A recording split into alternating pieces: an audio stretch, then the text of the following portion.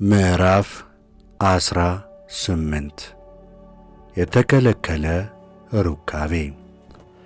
እግዚአብሔር እንዲህ ብሎ ተናገረው፣ ለእስራኤል ልጆች እንዲህ ብለህ ንገራቸው፣ እኔ እግዚአብሔር አምላካችሁ ነኝ። እንደ ተቀመጠችሁባት እንደ ግብፅ ምድር ሥራ አትስሩ።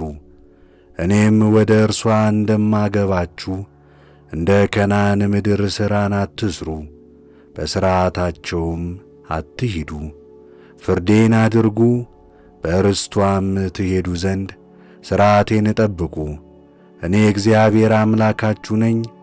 የሚሠራቸው ሰው በእነርሱ በሕይወት ይኖራልና ሥርዓቴንና ፍርዴንም ጠብቁ። እኔ እግዚአብሔር አምላካችሁ ነኝ። ከእናንተም ማንም ሰው ኀፍረተ ሥጋውን ይገልጥ ዘንድ ወደ ሥጋ ዘመዱ ሁሉ አይቅረብ። እኔ እግዚአብሔር አምላካችሁ ነኝ። የአባትህን ኀፍረተ ሥጋና የእናትህን ኀፍረተ ሥጋ አትግለጥ። እናትህ ናትና ኀፍረተ ሥጋዋን አትግለጥ። የአባትህን ሚስት ኀፍረተ ሥጋን አትግለጥ። የአባትህን ኀፍረተ ሥጋ ነው። የእህትህንም ኀፍረተ ሥጋ አትግለጥ። የአባትህ ልጅ ወይም የእናትህ ልጅ በቤት ወይም በውጪ የተወለደች ብትሆን ኀፍረተ ሥጋዋን አትግለጥ። የወንድ ልጅህን ሴት ልጅ ኀፍረተ ሥጋ ወይም የሴት ልጅህን ሴት ልጅ ኀፍረተ ሥጋን አትግለጥ። የአንተ ኀፍረተ ሥጋ ነውና። ከአባትህ የተወለደችውን የአባትህን ሚስት ልጅ ኀፍረተ ሥጋን አትግለጥ። ከአባትህ የተወለደች እህትህ ናትና ኀፍረተ ሥጋዋን አትግለጥ። የአባትህን እህት ኀፍረተ ሥጋ አትግለጥ። የአባትህን ዘመድ ናትና የእናትህን ኀፍረተ ሥጋ አትግለጥ። የእናትህን እህት ኀፍረተ ሥጋ አትግለጥ። የእናትህ ዘመድ ናትና የአባትህን ወንድም ሚስት ኀፍረተ ሥጋ አትግለጥ። ዘመድህ ናትና የምራትህን ኀፍረተ ሥጋን አትግለጥ። የልጅህ ሚስት ናትና ኀፍረተ ሥጋዋን አትግለጥ። የወንድምህን ሚስት ኀፍረተ ሥጋ አትግለጥ። የወንድምህን ኀፍረተ ሥጋ ነውና። የሴትንና የሴት ልጅዋን ኀፍረተ ሥጋ አትግለጥ። የወንድ ልጇን ሴት ልጅ ወይም የሴት ልጇን ሴት ልጅ ኀፍረተ ሥጋን ትገልጥ ዘንድ አታግባ። ዘመዶች ናቸው፣ ኀጢአትም ነውና። በእህቷ ላይ እንዳትቀና።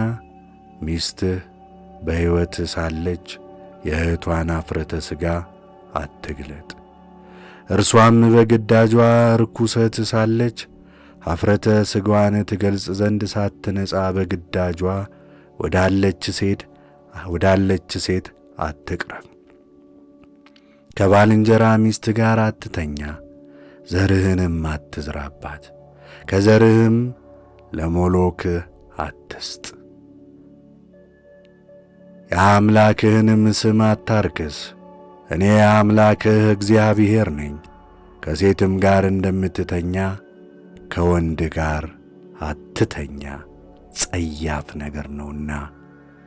ዘርህን በእርሷ ላይ እንዳትዘራና እንዳትረክስባት ወደ እንስሳ አትሂድ።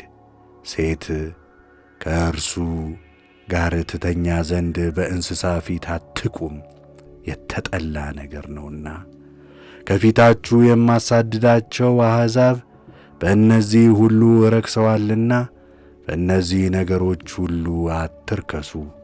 ምድሪቱም ረከሰች። ስለዚህ ኀጢአቷን በእርሷ ላይ እመልሳለሁ፣ ምድሪቱም የሚኖሩባትን ሰዎች ትተፋለች። ሥርዓቴንና ፍርዴን ጠብቁ። እናንተም የአገሩ ልጆች፣ በእናንተም መካከል የሚኖሩ እንግዶች ከዚህ ርኩሰት ምንም አትስሩ።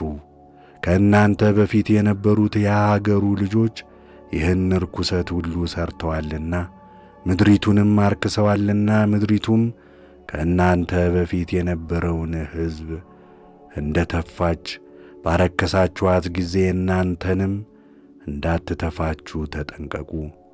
ከዚህ ርኩሰት ሁሉ ማናቸውን የሚያደርግ ያ ሰው ከሕዝቡ መካከል ተለይቶ ይጠፋል።